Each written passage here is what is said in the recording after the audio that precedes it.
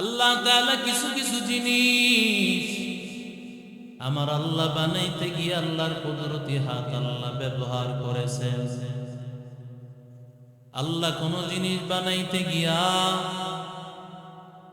হাত ব্যবহার করা লাগে না। ইযা আরাদা শাইআন আন ইয়াকুলা লাহু কুন ফায়াকুন।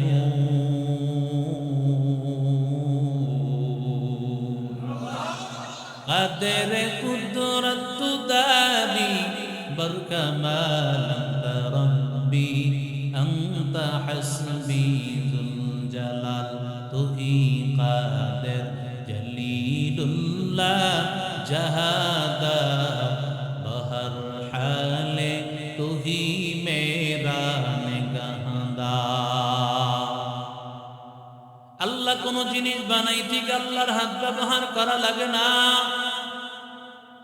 আল্লাহ যদি বলেন হও, আল্লাহ হও বলতে দেরি। এই হ এবং ও, এই ওর মাঝামাঝি যতটুকু সময় ব্যবহার হয় অতটুকু সময়ের মধ্যে হয়ে যায়। কিন্তু এরপর আল্লাহ কিছু কিছু জিনিস আল্লাহর কুদরতি হাতের ছোঁয়া লেগেছে।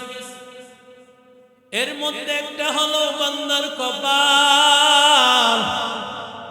আল্লাহ বান্দার হাতগুলো বানাইছেন কোন শব্দ দিয়া? আল্লাহ বান্দার পা বানাইছেন কোন শব্দ ব্যবহার করিয়া? আল্লাহ গোটা বডিটা বানাইছেন কোন শব্দ ব্যবহার করিয়া? কিন্তু বান্দার কপাল যখন আমার মালিক আল্লাহ যখন কপালটা বানাইবে, কপালটাকে বানাইতে গিয়া খলাকতু বিয়াদাইয়া, আল্লাহ বলেন আমি কুদরতি হাত ব্যবহার করেছি। কেন বান্দা জানো? কারণ এই কপালটা দিয়ে আমি মালিকের কদমে সেজদা করবা।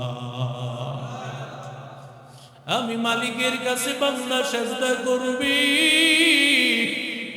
ওরে আল্লাহর বান্দা, দুনিয়ার কারো কাছে মাথা নত করা যায় না, একমাত্র মাথা নত করতে হয় জোরে বলেন কার কাছে?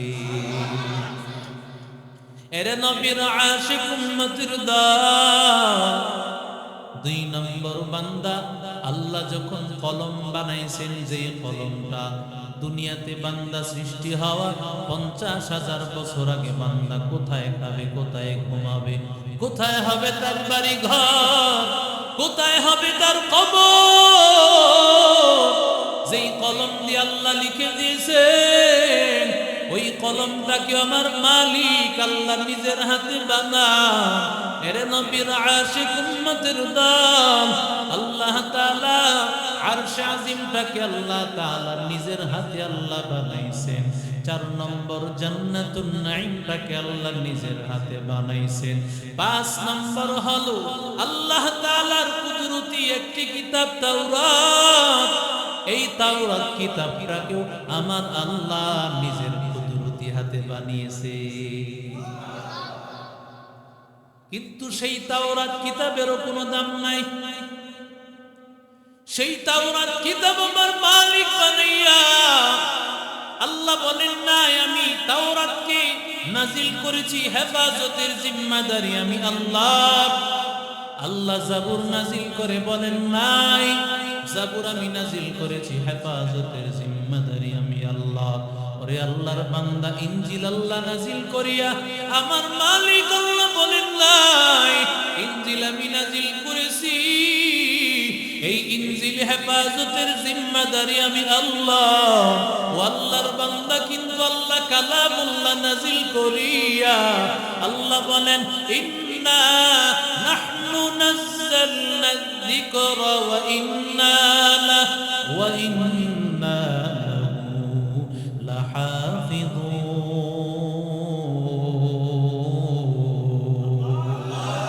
ই কালামে জিন্দা কুরআনে হাকীম, হিকমতে ও লা ইয়াজাল সুদু কদিম, জামিউল ইলমি ফিল কুরআনে হাকীম, তাকাসারাত আনহু আফহামুর রিজালি ওখা কুরআন কালামুল্লাহ বসুনো কদিমাস্তি কদিমাস্তি নইন। এরে নবীর আশিক উম্মতির দল, এজন্য তাকাইয়া দেখবেন তাওরাত কিতাবের কোন হাফেজ আসেনি। কথা কন না, তাওরাত কিতাবের কোন হাফেজ নাই, ইনজিল কিতাবের কোন হাফেজ নাই, জাবুর কিতাবের কোন হাফেজ নাই। শুধু এত বড় বড় কিতাবের হাফেজ থাকবে তো দূরের কথা, মাত্র 10 পৃষ্ঠা ব্যাপী একটি সামান্য একটা ছোট্ট বই হুবহু শব্দ বাই শব্দ লাইন বাই লাইন মুখস্থ করে শোনাবে, এমন ক্ষমতা দুনিয়ার কারো হবে না। হুবহু শোনায় ফেলতে পারবে কেউ নাই, বরং তার ভাবার্থটা হয়তো শোনায় দিতে পারবে। কিন্তু বান্দা আল্লাহর কালাম 6232 আয়াত প্রসিদ্ধ মত অনুযায়ী, ও আল্লাহর বান্দারা, ছোট একটা বাচ্চা এখনো পর্যন্ত তালতলা মাদ্রাসা, এখনো নাকের ময়লাটা পরিষ্কার করতে জানে না, ওর নাকের ময়লাটা নিজের হাতে পরিষ্কার করতে জানে না। কিন্তু আল্লাহর বান্দা, যদি তুমি তাকে দাঁড় করাইয়া দাও, আল্লাহর বান্দা বিসমিল্লাহ থেকে মিনাল জিন্নাতি ওয়ান নাস পর্যন্ত গোটা কালামটাকে বিনা লোকমা শোনায় দিবে। हकीकत से तू दुनिया में खबर है, दुनिया की नुमाइश पर नजर है, नमी गोयम के अस दुनिया जुदा बाश बहर करे के बाशी बा खुदा बाश, चिस्ते दुनिया अस खुदा गाफिल बुदा,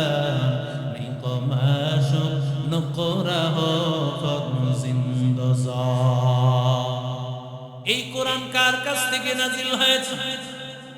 আর জোরে বলেন। আল্লাহ বলেন, ইন্না আনজালনাহু কুরআনান আরাবিয়্যা, ইন্না আনজালনাহু ফি লাইলাতিন মুবারাকাহ, ইন্না আনজালনাহু ফি লাইলাতিল কদর। আমি আল্লাহ তাআলা কোরআন বরকতময় রজনীতে লাইলাতুল কদরে আমি আল্লাহ নাজিল করেছি। ও আল্লাহর বান্দা, এই কোরআন কার উপর নাজিল হয়েছে? নুসিল আলা মুহাম্মদ সাল্লাল্লাহু আলাইহি ওয়াসাল্লাম, পয়গম্বরের উপর নাজিল হয়েছে। এই জন্য পয়গম্বর আসমানের বহির্বাহক। ঠিক না বেঠিক? কোরআন শরীফকে কোনোদিন শেষ করা সম্ভব নয়। আল্লাহ তাআলা ডাক দিয়ে বলেন, ইন্না নাহনু নাযালনা যিকরা ওয়া ইন্না লাহু লাহাফিযুন।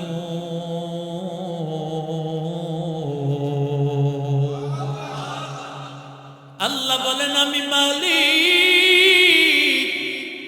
এই কোরআন আমি আল্লাহ নাজিল করেছি, এই কোরআন হেফাজতের জিম্মাদারি আমি আল্লাহ।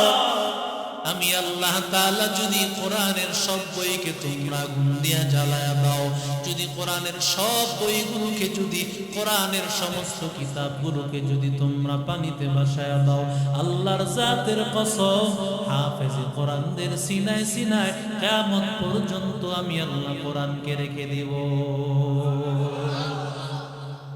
এরে নবীর আশিক উম্মতির দল, কারণ এই কোরআনের বাড়ি হলো লৌহে মাহফুজ।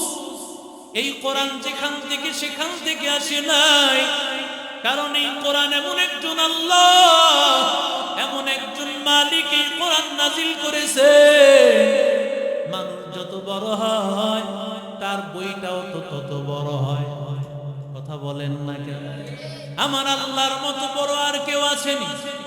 আর জোরে বলেন, আমার মালিকের মতো বড় আর কেউ নাই, আল্লাহর মতো এত বড় আর কেউ নাই।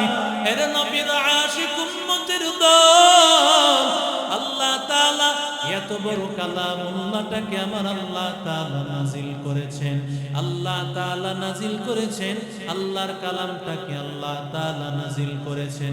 এরে আল্লাহর বান্দা, আল্লাহ তাআলার রাসূল সাল্লাল্লাহু আলাইহি ওয়াসাল্লাম বলেন, হাশরের ময়দানে যেই হাফেজে কোরআন, যেই কোরআনের আলেম, কোরআনটা পড়লো, কোরআন অনুযায়ী আমল করলো, যেই হাফেজে কোরআন পড়েছে, কোরআন অনুযায়ী আমল করেছে, উলবিসা ওয়ালিদাহু তাজাই ইয়াউমাল কিয়ামা, ওর মা বাবাকে আল্লাহ তাআলা তাকে এমন দামি মুকুট আল্লাহ পরায় দিবেন, যেই দামি মুকুটের আলোটা যাওউ আহসানু মিন যাওই শামসি ফি বুয়ুতিদ দুনিয়া, যেই নূরের মুকুটের আলোটা হবে সূর্যের আলোর চাইতে 1000 কোটি গুণ বেশি।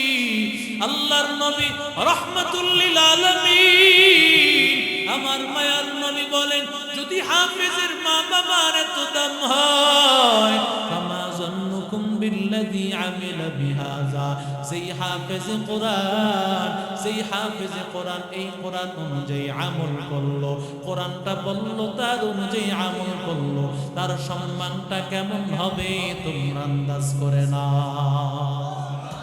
আরো জোরে বলেন, কেমন সম্মান হবে? পৃথিবীর মানুষ তোমাকে মনে করেছে, ও কারি সাহেব, মুহাদ্দিস সাহেব, দুনিয়াতে তুমি মসজিদের মুয়াজ্জিন ছিলা, তুমি মাদ্রাসার একজন সাধারণ কারি সাহেব ছিলা, হাফেজ সাহেব ছিলা, সামান্য কয়েক টাকা বেতন, কিন্তু আল্লাহ তাআলা তোমাকে হয়তো এমন বাড়ি গাড়ি ব্যবস্থা তেমন করেন। ও আল্লাহর বান্দারা, হাফেজ আর আলেমরা তেমন বাড়ি গাড়ির মালিক হয় না, তবে অনেকেই হয়, বেশিরভাগ মানুষ হয় না। কেন হয় না? কারণ আল্লাহ তাআলা দুনিয়াতে তাদেরকে দেয় নাই। তাতে কি হয়েছে? আল্লাহ তাআলা হাসরের ময়দানে আল্লাহ ডাক দিয়া বলবে, ও কোরআন ওয়ালা হাফেজ, ইউকালু লিসাহিবিল কোরআন, আল্লাহ ডাক দিয়া বলবে, ও কোরআন ওয়ালা, দুনিয়াতে আল্লাহর কালাম করেছো, এখানে আল্লাহর বান্দা, আমি আল্লাহর সামনে সেই কালাম আল্লাহটা তেলাওয়াত করব। আর জোরে বলে, দুনিয়াতে বান্দা তেলাওয়াত করেছে, আল্লাহ তাআলা হাসরের ময়দানে বান্দারে ডাক দিয়া বলবে, বান্দা কোরআন তেলাওয়াত কর। ও আল্লাহর বান্দা, কত সুন্দর হবে তেলাওয়াত। কারণ দুনিয়াতে যদি এত সুন্দর তিলাওয়াত হয়, না জানি হাসরের ময়দানে আমার মালিক আল্লাহর কাছে যখন বান্দা তিলাওয়াত করবে, কত সুন্দর শোনা যাবে। বান্দা আল্লাহ ডাক দিয়া বলবে, বান্দা ইকরা ওয়ারতাকি, পড়ো আর চর। আল্লাহু আকবার। পড়তে থাকো, চলতে থাকো, পড়তে থাকো আর চলতে থাকো। যেখানেই তোর আয়াত তেলাওয়াত শেষ, সেখানেই তোর বিল্ডিং এর সমাপ্তি।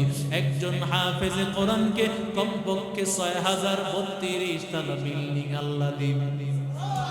আর জোরে বলেন, অথচ বিশ্বে এখন সর্বোচ্চ কয় তালা আছে? 150 তালা আছে। হ্যাঁ, 150 আছে, আসেনি?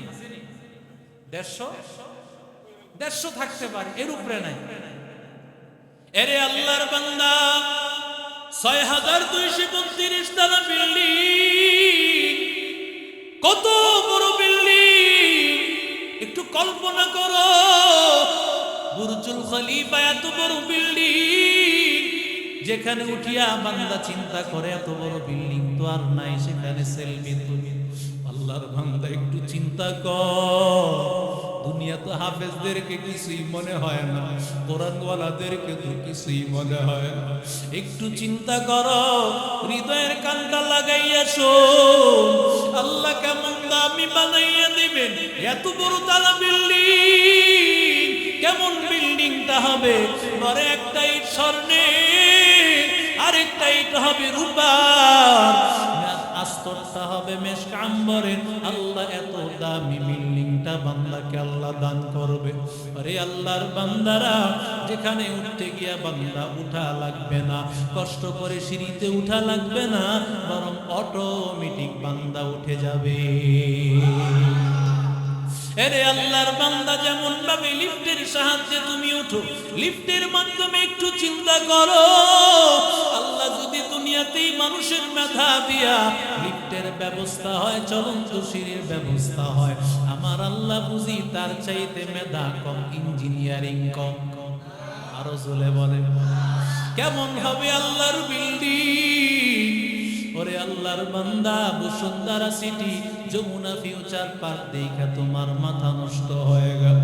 আল্লাহ তো সামান্য একজন হাফেজকে কত তারা বড় বিল্ডিং দান করবেন। একটা ইট হবে স্বর্ণের, যেই স্বর্ণের ইটটা গোটা পৃথিবীর সমস্ত কিছু বিক্রি করলেও একটা ইটের সমপরিমাণ মর্যাদা হবে না। এত দামি বানাইবেন আমার মালিক। আল্লাহর বান্দা, ভালো করে শুনো, শুধু আল্লাহ হাফেজকেই সম্মান দিবে তা না, আল্লাহ তাআলা হাফেজের মা বাবাকে তো আল্লাহ নূরের মুকুট পরায় দিবে। অন্য হাদিসের মধ্যে আসছে, 2 জোড়া দামি পোশাক আল্লাহ পরায় দিবে, 2 জোড়া দামি পোশাক আল্লাহ পরায় দিবে। হযরত আদম নবী থেকে কিয়ামত পর্যন্ত কেউ এই 2 জোড়া পোশাকের মূল্য দিতে পারবে না, গোটা পৃথিবীর কেউ দিতে পারবে না। বলেন তো কত দামি হবে? আল্লাহু আকবার। এত দামি 2 জোড়া পোশাক আজকে হয়তো একজন কৃষকের ছেলে মাদ্রাসায় পড়ে, রিকশাওয়ালার ছেলে মাদ্রাসায় পড়ে, বলে হুজুর আমি বড় গরিব, আমি বড় কষ্ট হয়, পড়াইতে কষ্ট হয়। এরপর বান্দা কষ্ট করে রিকশা চালায়, মাদ্রাসায় পড়ে, যতটুকু পারে মাদ্রাসায় দেয়, আর বাকি টাকাগুলো মাদ্রাসায় সহযোগিতা করে তার খরচপাতি চালায়। ও আল্লাহর বান্দা, ওই আল্লাহর বান্দা যখন সন্তানটারে কষ্ট করে হাফেজ বানাইলো, আল্লাহ ডাক দিয়া, এবার ডাক দিয়া বলবে, বান্দা তো সাধারণ দুনিয়ার কৃষক ছিল, মুচি ছিল, সাধারণ রিকশাওয়ালা ছিল, ভ্যানওয়ালা ছিল। আল্লাহর বান্দা ডাক দিয়া বলবে, রে আল্লাহ, বিমা কুসিনা হাদা, কেন আল্লাহ এত দামি পোশাক পরাইলা? আল্লাহ ডাক দিয়া বলবে, রে গোলাম, দুনিয়াতে তুমি কৃষক ছিলা, দুনিয়াতেই তুমি শ্রমিক, আল্লাহর বান্দা, কিন্তু আল্লাহর গোলাম, কিন্তু তুমি তোমার সন্তানটাকে লিয়াকজিওয়ালাদিকুমুল কুরআন, তোমার সন্তানটারে হাফেজ বানাইছো, সন্তানটারে কোরআনওয়ালা বানাইছো, সন্তানের সিনায় কোরআন ঢুকায় দিয়েছো, নিজে তুমি চিকিৎসার খরচ চালাইতে পারো না। এরপর বান্দা সন্তানটারে মাদ্রাসায় পড়াও,